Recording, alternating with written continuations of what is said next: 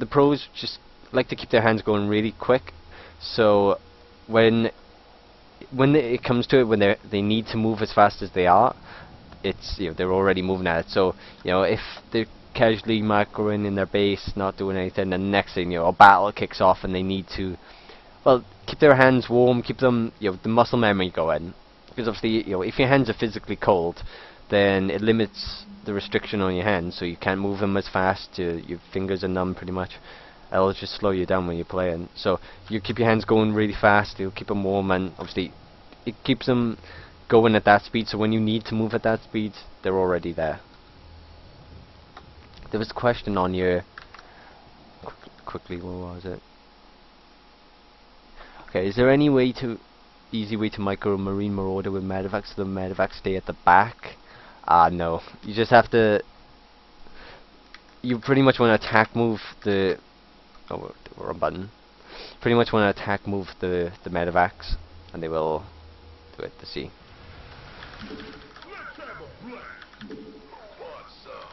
Ready for dust off. Been waiting on you. You gonna get this better. Armed and ready. By the numbers, boys. 10-4. Picking up. Just attack move, because they'll stop when something needs to be healed. Outstanding. Light flights here. By the numbers, boys. See? Like, Aye, aye, sir. what I done then is Pick up. if you select your medevacs and then In the pipe. attack Bye move bye. your medevacs into your unit, they'll follow it. So as long as that unit doesn't die, they'll happily follow it. Obviously, you don't want to just select your medevacs and click on the unit to follow it, because they'll pick it up. So attack Now move. what? You gonna give me orders? Yeah, attack move.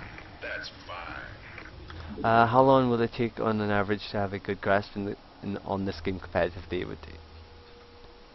I would say it takes a good few months.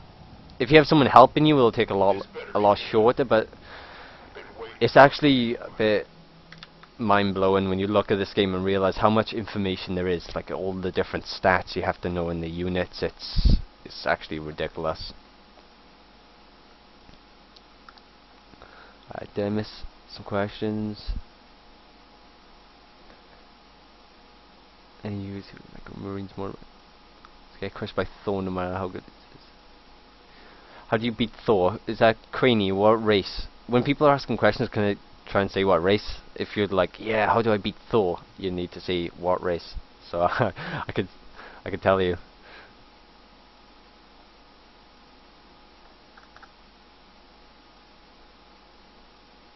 No problem, Dramatics. How will it take? Yeah. Alright, the optimal number of probes, I would say never have more than 27. When you go into games, they'll say like you need 3 probes to saturate each mineral and geyser. That's not really true. When you go in game and you see the minerals that are slightly closer, like sometimes you have one there, one behind it. The 2 by there, they need 2. The one by there, that needs 3 to properly mine. Because if you put one on the extra one by here on this, that's really close. It's like 0.01 of a second that it's that much extra mining time, so it's not worth it to build a probe for that, because it takes a lot longer for the probe to pay for itself.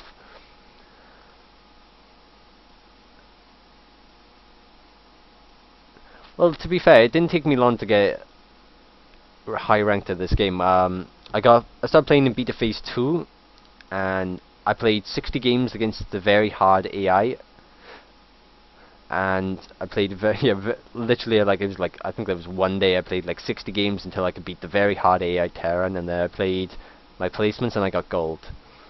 And it's like most people now, like they've been playing for like a year and they still can't do that, and it's like I don't know, I find it very strange that people find this game so hard. Okay, General Mrs. Piggy, what's the best way to deal with Tank Marine as Zerg?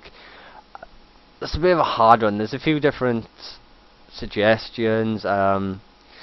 Tank Viking, Muters are good with dealing with the tanks, and that's normally the composition. You go Lin, Bitlin, Muter against Marine Tank, and then obviously the the Zerglings and the Banelings will make the Marines run backwards from the tanks, and then they target the Banelings with the tanks, and at the same time you target the tanks with the mutas, and that gets very tricky. But there's some other things like just muta Lin Infesta, because you freeze the Marines with fungal growth, and then you kill them with Zerglings and mutas pretty easy, or even Banelings but that's quite a lot of gas.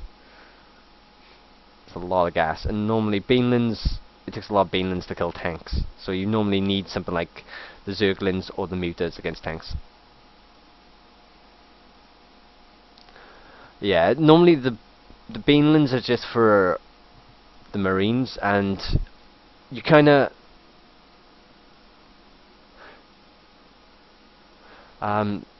sorry, I got a bit distracted reading something then.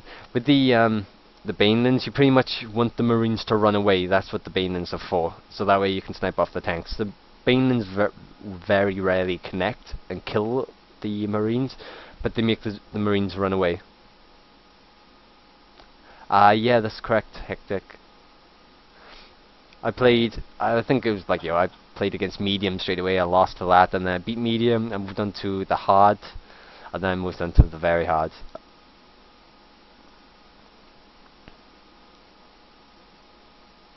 I personally think that's the best way to learn this game, because as soon as you get it, yeah, the AI is legit. It's like the AI will always hit you at like 7-8 minutes with a certain attack, and if you don't hold that attack, like, you die. And if you're new to the game, you're pretty much gonna die because you're not gonna know how to hold it. And then you just start a new game. You'd have to spend like 20 minutes, like a lowly go normally does, not knowing what to do after like the 10-minute mark. That's like, you can spend 30 minutes playing against the AI, or sorry, against someone, or you can play 3-4 types of AI games. No, it's the insane that cheats. Very hard cheats. It mines 200 minerals more than you per minute. The very hard AI Terran will automatically scout you through the fog and hard counter you through it. So if you go for something like lots of Stalkers, it's a PvP, you go for lots of Stalkers, they'll come at you with Zealots and Immortals. Can you go over them fast as quickly?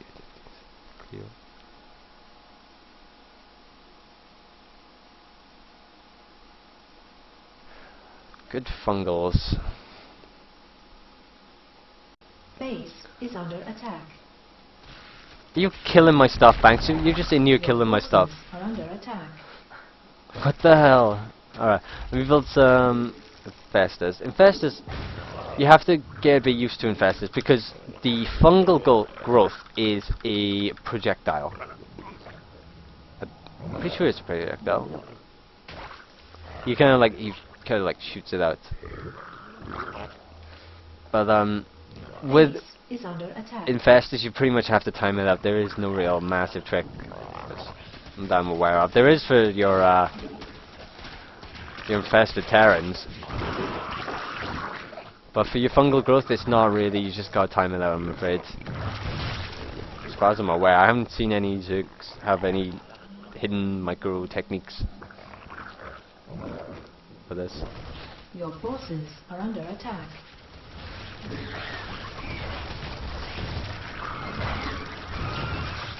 Actually, I think it might be instant. Not enough energy. Oh yeah, you always want your spellcasters on a different army, because like I said before, if you say, let's have a look, this is how it was for the Protoss. If you have your Lins and your Infestors in one control group, right? If I attack move if I attack move over here, like the Zerglings are gonna keep running, and so are the Infestors, and obviously they're all gonna die, which is not what we want. So it's always better to have them on the control group, because normally you have everything on one, and then like number 2 can be your ranged units, and then number 3 is normally your spellcasters.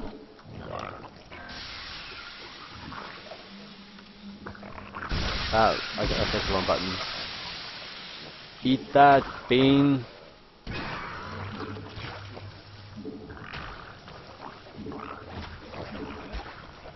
Just, yeah, quick unit control. What is this, Yama Killer? This is pretty much micro techniques controlling and unit testing, and I'm helping people understand unit fighting techniques, and pretty much in compositions, because there's so many little different techniques. Do you have any questions? I'll happily answer them for you. Thanks, speech rolling. So yeah, does anyone have any more questions? Just joined, that's what I was wondering. Yeah, I figured, dude.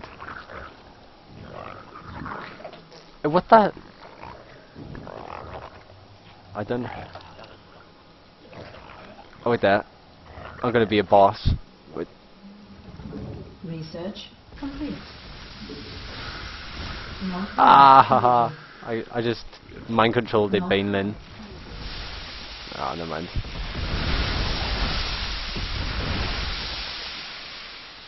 Is it bad to see? You have limit. Use the turrets. Fungal, if it has a greater DPS, like obviously Fungals is a group of stuff. So if say like there's one unit per there's not really a point Fungal in that, because you're just doing it to one unit, so you're wasting mana. I would say throw down the infested Terrans. But obviously 3 infested Terrans are fungal growth. So there's so many different situations where it's not entirely easy to say that it's entirely situational. Okay, let's see. Alright, here's a really good trick that someone needs to use. Can you build either Thors or Archons? Please, Bank. The fours, because I'm a Terran and they're better. Yeah? How many do you want? Only 3. Nice and Yep, easy. made 3. I'm going to show Magic Box. Hopefully most people know what Magic Box is, because this is quite an important thing. I'm still on GSL. Yeah. The Arnie tanks are coming. Alright, here's the question. I'm just moving to you, by the way. Alright. Wait there, hold it a second, I'm reading the question. Okay. It seems like the Dark Templars are pretty good. How would you know if someone got an observer or something with detection? That's not the best worded question.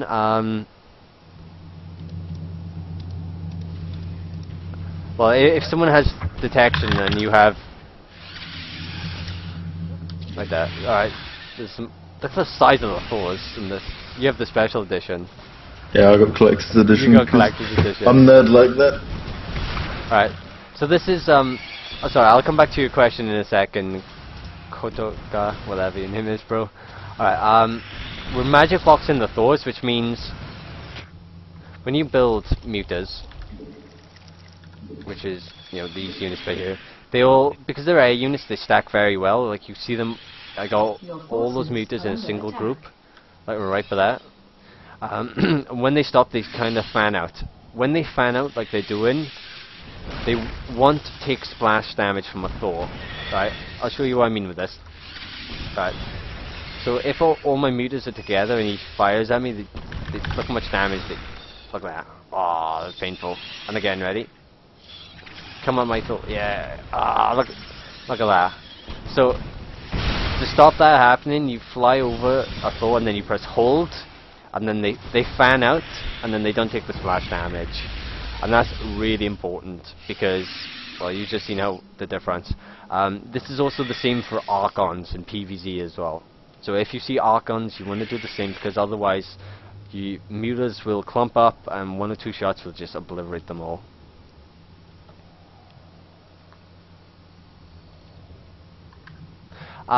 Hectic, I'm mid to high masters. At the moment my computer's broken, so I've been inactive for like a month.